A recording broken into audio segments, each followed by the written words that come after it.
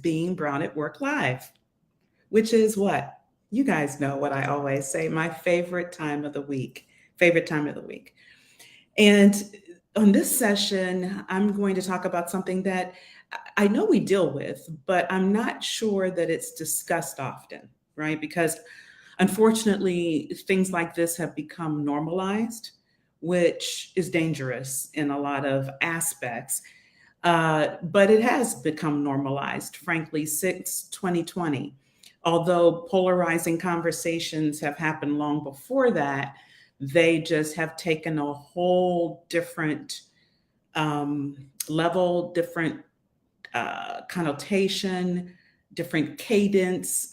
It's just everything about them are different since 2020. So I thought I would address, from my perspective, how to handle them, because frankly, to be honest with you, they're not going anywhere. And as I said, we've had them long ago. Um, and I know for a fact that uh, since they've really taken another levels in 2020, and you guys are like me, you see every day what's going on, you feel it, it's not going to change. But how we handle it as individuals, as people of color, specifically as women of color, that is what can change. And that's what I want to help you with in this session. This is what I want to talk about in this session, and specifically how I do it. Now, if you're like me, you've been around for a while, there was always that old adage, right? You don't talk about religion, you don't talk about race, you don't talk about you don't talk about pay, you don't talk about certain things at work. You just don't talk about them.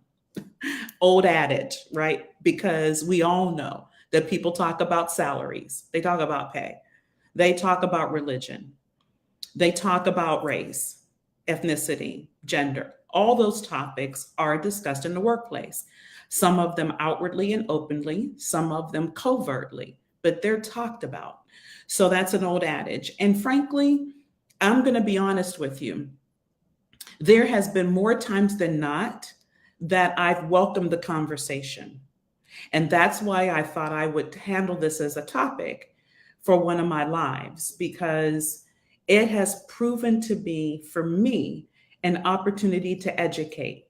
Now, I will say this: if I'm in a toxic environment and I know that engaging in that conversation, no matter what my intent is to educate and to shift it in a positive direction, if I know that that's not possible, I will not engage. So that's the first thing I would offer to you. If that is the environment of which these polarizing conversations are taking place, and you are either in the midst of them simply because of your geographic location, you're in the conference room or you're on the Teams or Zoom, and because you know the environment that you're in, you know the people that are on the call or in the room, just would not, they have that unfortunate underlining intent agenda, then it's not worth it, right? It's not worth it. That's where the pick your battles steps in. But I will tell you that in my experience, I don't find that to be the case often, right? I don't find that to be the case often. What I find is there's ignorance that exists. What I find is that some people are just genuinely curious. Of course, you've got your bad apples everywhere, right? That could be in the room still, and it's not a toxic environment. So, this is how I would handle polarizing conversations, right? Whatever the topic is, there's an opportunity for you to assess the situation and determine, if I engage in this conversation and take an opportunity to educate, could I be creating allies then? True allies. I've done a session on allyship, right? True allyship. Could I be creating true allies? And if that's the case, engage. Engage, share your perspective. Drive, listening. Make sure that you, as the person providing the information or answering the questions, are also listening and then driving active listening in your responses, right? Because that is a way to really create true allyship, is through engaging. The part of engaging for you should be around facts, should be around your personal experiences, should be around stories, right? You know that it's important not what you say, but how you say it. And people are not going to hear you. They're not going to listen if it's yelling, full of emotion. That's just that, right? And that's not discounting that maybe some of your experiences were challenging. But if you're really trying to drive true allyship, if you're really, as I do when I engage in these polarizing conversations, really coming from an educational perspective, of which if I shift or educate one person in the room, it's everything for me. But I do it based on my personal experiences, stories that are true, and data and facts. So that's one way to handle polarizing conversations. Another way, and this has also bode very well for me in my career, and this ties to something else that I've shared with you. It's so extremely important to have your personal brand established. Personal brand, if you've followed me at all, you know there are several aspects that I believe should exist in your personal brand. And that is who you are, what you will tolerate and what you won't. So there are people that know me. I am very, very clear about establishing my personal brand in the workplace.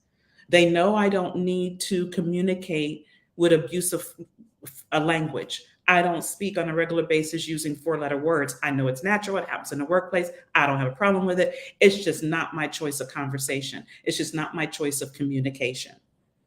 But they also know that there are lines that aren't crossed with me, and I make them clear when the opportunity presents itself, because people will remember an example. People will remember something that was done that Linda said, okay, let me help you understand my perspective, how I believe, why that's a problem for me.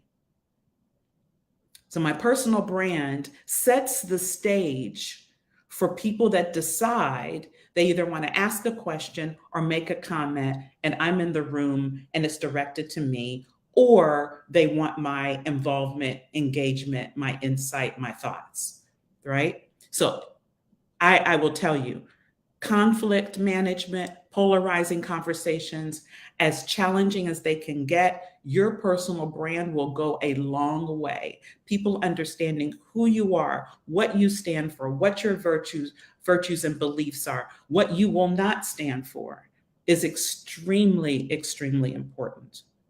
Extremely important. So one, if you're in a very toxic environment and no matter what you say, no matter how you try to do it, couch it, position it, that the people in the room, the environment that you're in is not interested in elevating, growing, shifting, it's not worth that's a battle, it's not worth the fight, don't engage. Second, if you find an opportunity or you're put in a position, because some of you may not say, Linda, okay, polarizing conversation is not an opportunity. But if you shift your mindset, it could be. And so if it's a polarizing conversation and you have an opportunity to create an ally in that, then I would say engage in the conversation, educate, and I guarantee you out of that will come some true allyship. And you may not experience it yourself, but another woman of color would experience it because of your education, you creating that ally in the workspace. And then thirdly, making sure that your personal brand is established and well known in the workplace so that people clearly know who you are, what your virtues are, what you stand for, what you will not tolerate. Because that will mediate, that will drive, that will spur, that will control the conversation. Bad apples aside, right? Bad apples aside. And let me just address the bad apples. Disengage, go around, work around. I have done that. I can't tell you the number of times when people will show you who they are. They will clearly show you who they are. And when they do, I make a note of it that I never forget. And I find multiple ways, very easy, most cases, to not have to engage them unless it's absolutely necessary and it's minimal. But most importantly, they are not a roadblock. They're not in my way. So therefore, never have a conflict conversation with them, never have a polarizing one. Might have the first, that gives me the lesson and the information of who they are, and then I go from there. The reason why I wanted to talk about this is because there's not a way to totally avoid them. Not a way to totally 100% of the time avoid them. And in some cases, if not most cases, you don't want to avoid them because you want to create your brand, you want to create your position, you want to teach people how to treat you, teach people how to respect you. That goes in your personal life as well as it does in a professional life. Just like you would pick your battles in your personal life, you do the same in your professional life. The same. Because unfortunately, these conversations are not going to die down. The underlining root to all of this, or foundation to all of this, is psychological safety. However you engage, if you take my recommendations and you decide to engage or not engage, whichever direction you go, depending on the situation, you want to make sure that it's done in a psychologically safe manner. That is foundational to dealing with polarizing conversations. Psychologically safe for you, because you're the one that has to show up again the next day and again the next day. You're the one that is in control of your career. And you want to make sure that every aspect of it is psychologically safe, that then results in growth going forward. Growth, upward mobility, exposure, all the positive aspects related to reaching your career desires and goals. So that is what I wanted to share with you in this session around polarizing conversations. Like I said, I mean, they're not going anywhere. My daughter has even had them, and she just recently graduated from law school, working as an intern, 26, and she is engaged on a regular basis, whether it's just in her circle of friends or in the workplace, wherever it is. I mean, you can have a polarizing conversation on, mass transit. You're on your way to work in the subway, or they're just everywhere. They happen all the time. But in the workplace is where it can be uncomfortable, because these people we see all the time, whether we're in hybrid work, remote work, or back in the office. And so that's why it's most important to find your way, to create your path, your roadmap, your journey, and navigating those along your career, during your career life, in your workplace life. It's extremely important. And it, like I said, it's something that you just cannot ignore. You cannot ignore it.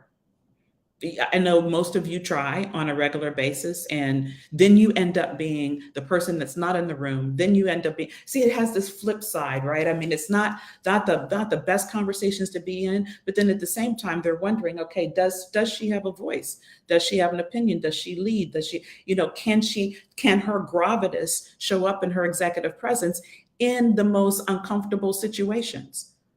Polarizing conversations, right? So that's what I'm saying. These situations, as we grow in our careers, become unavoidable, but they definitely can become manageable.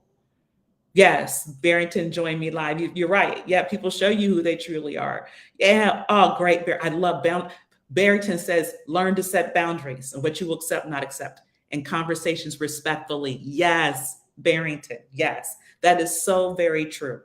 So 100% true. And that's within your brand, right? The boundaries that you set, the conversations. And you, yes, Barrington, you, the person, as I shared at the beginning of this, the way you answer the questions respectfully, you demand that back.